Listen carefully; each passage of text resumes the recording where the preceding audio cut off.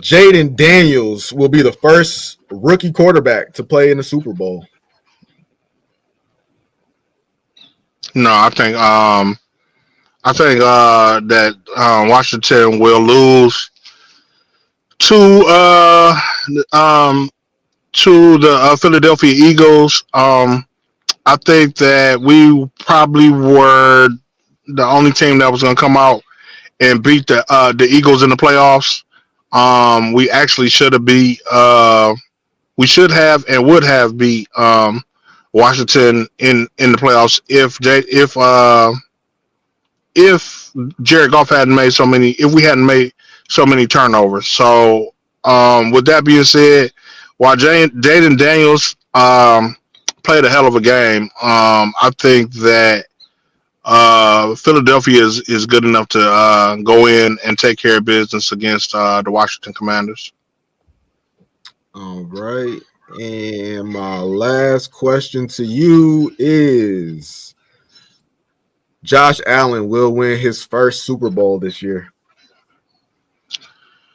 No, I don't think so. I don't know what's in the water or what's been going on or what's in the air, but despite the fact that the Chiefs haven't been having their best season, they have been winning games, and sometimes it's not about how you play. It's not about what you do. Sometimes you just need some luck, and it's the way the ball falls, and the ball has been seeming to bounce in the right directions for Patrick Mahomes and the Kansas City Chiefs. So I think they continue that up, and I honestly think that they win their third Super Bowl. All right. Well, with that being said, that is our transition into Bet It Up. Well, what's that? Yeah, last week. Oh man, your boy was on fire. First game was Houston and Kansas City. Kansas City was given 8.5. We were both on Kansas City. Like you said, Kansas City just wins games. Houston, I think that Houston had a rough end to the season, and they did win a playoff game this year, but at the end of the day, they didn't really have a whole lot for Kansas City. Yeah, CJ Stroud, man, really kind of. I don't want to say struggle. He wasn't as good as he was last year. He lost a lot. He lost a few players along the way, but like I said earlier a couple of weeks ago, hopefully he can find that magic that he had last season. He seemed to pick it up a little bit in their first playoff game.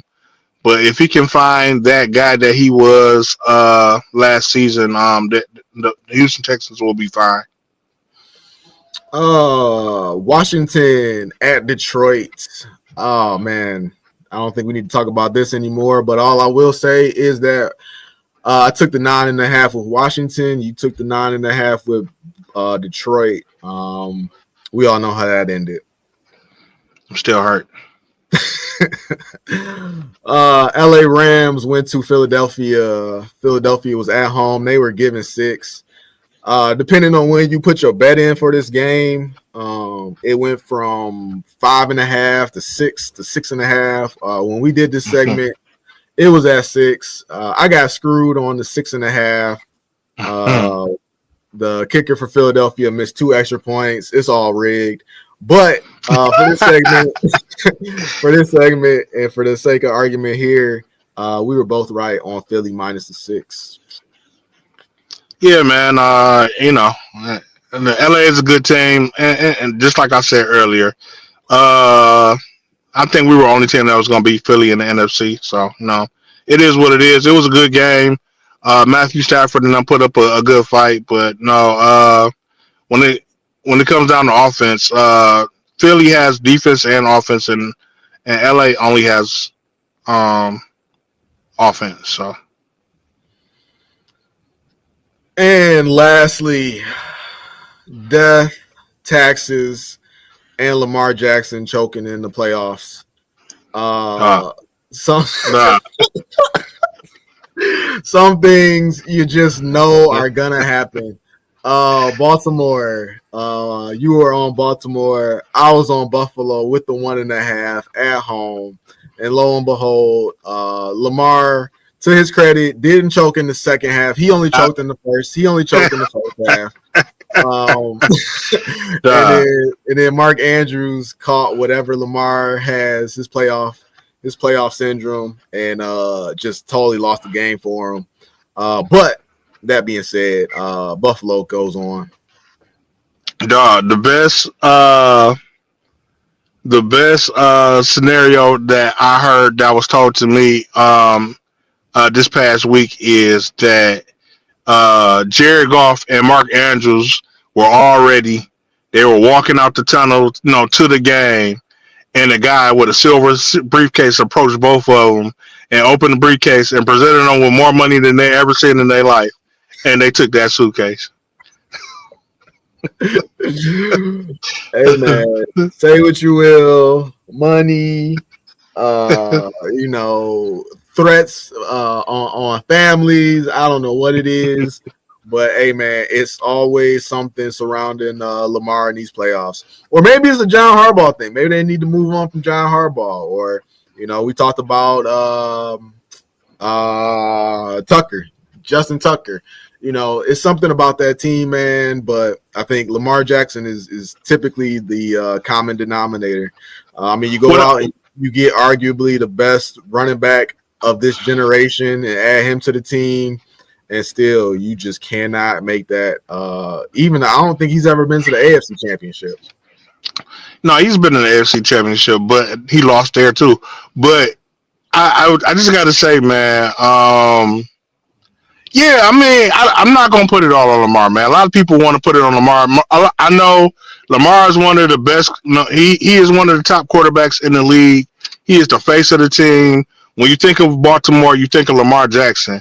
But to your point, where was Derrick Henry in that game, man? Why weren't they handing the ball off to him more? And what I saw at the end of that game was a minute left on the clock. Lamar Jackson, in spite of him hitting Andrews in the hands and him not catching the ball all the way down the field, and then he makes a miraculous play running around in the pocket for like 10 minutes and finding somebody open in the end zone to go for the go-ahead tie game to put this thing in overtime so you can win the game just for his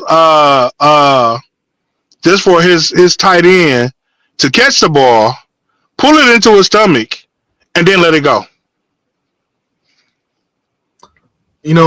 Listening to you talk takes me back to when I was a child, and there was a story about the boy who cried wolf.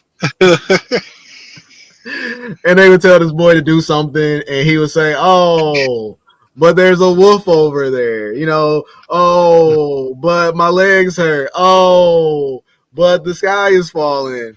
And then finally, there really was a wolf. Finally, Mark Andrews did drop that catch. Finally, it really wasn't Lamar's fault. But I can't tell you how many times that I've heard this. And this time, hey, where was Derrick Henry? Next year it's gonna be, hey, but that fan ran onto the field.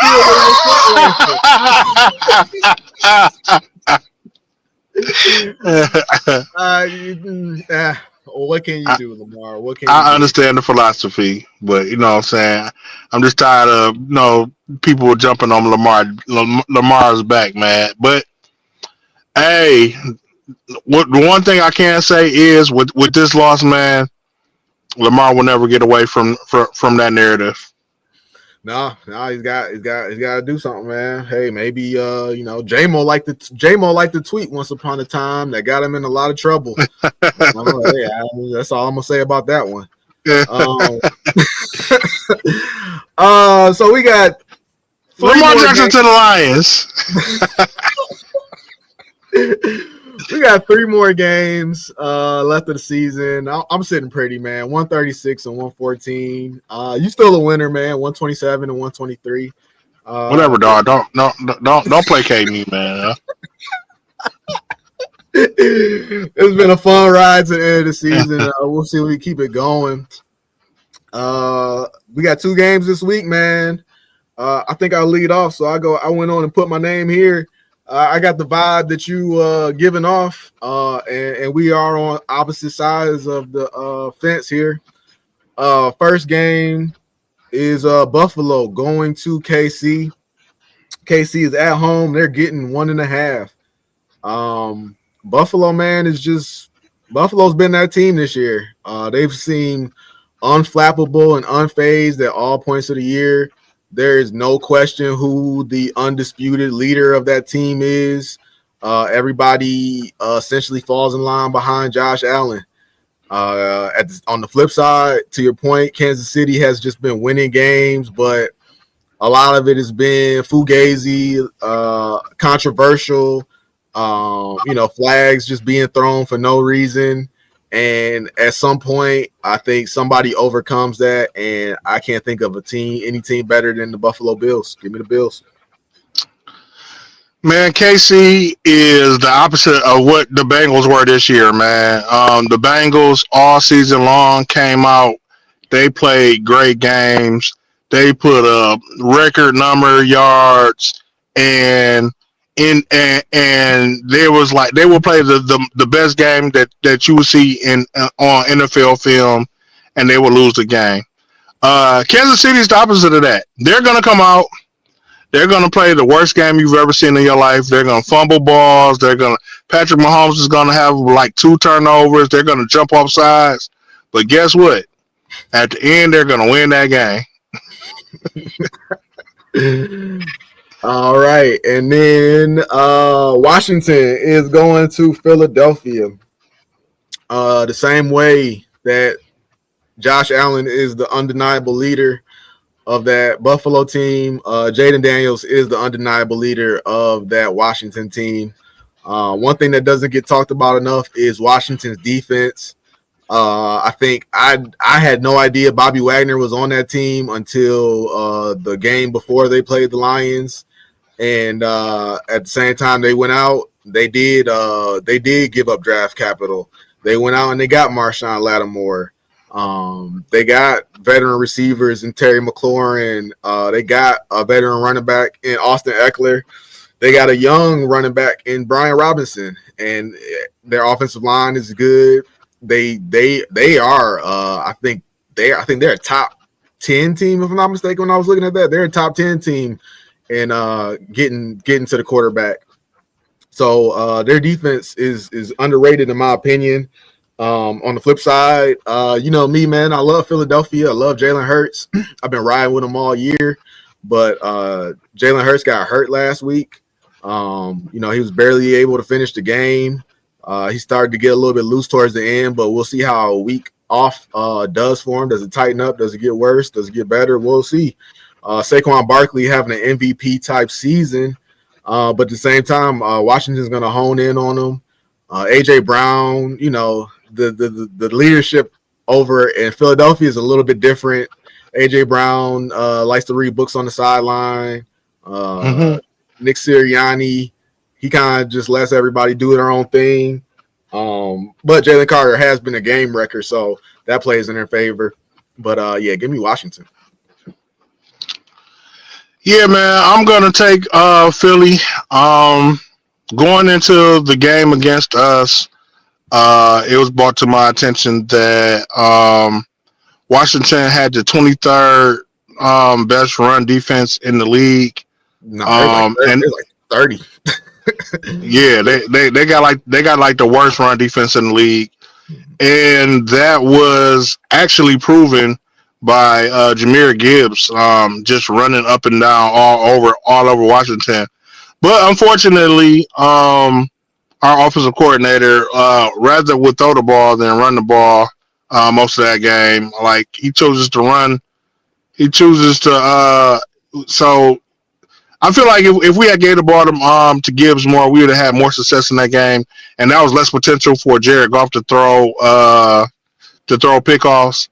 So with that being said, I feel like if even with Jared Goff being Jared Goff, even with Jalen Hurts being hurt, you hand the ball off to Saquon Barkley. He has a field day. He continues his MVP like season. He goes crazy in that game, and Washington has no answer for him. Give me the Philly. Sound good, man. I'm excited for it. Yeah, I'm not excited for it. Fuck this season. This season ended a week ago. Yeah, man. Yeah, it was really just a disappointing end to the season. Like I said, 15-2. You got some hard answers that you got to find where you go from there and what you do. The draft. You know, I know you're a big advocate for trading up. I don't know how I feel about that. I guess we got to look at the prospects and how they look. But you at this point, you're looking at, I think, like, if we're going to have the 27th, 28th pick. So, you know, kind of where we were last year. Yeah, that's what I was about to say. Yeah, so it's gonna be interesting to see. Got some work cut out for him.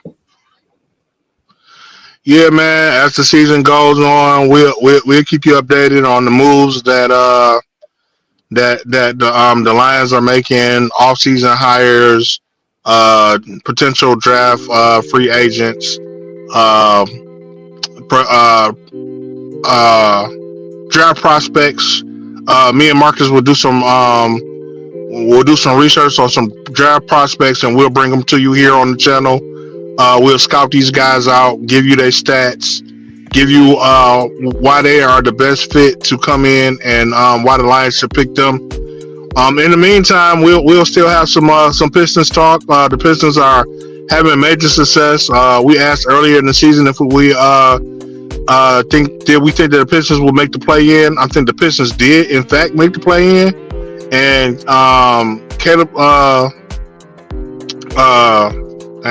Cade Cunningham is having probably the best season of his career. So we'll bring you news about what's going on with there. And, you know what I'm saying, we'll continue to bring you content in this offseason. Yeah, speaking of the Pistons, tune in Monday night. Pistons play the Cleveland Cavaliers, number one team in the East. So a great way to gauge where the Pistons are this year. All right, but with that being said, man, we had a longer episode this week. Hopefully you stuck around for us stuck around with us for this season wrap up. And until the next time, we will see y'all. Peace. Detroit.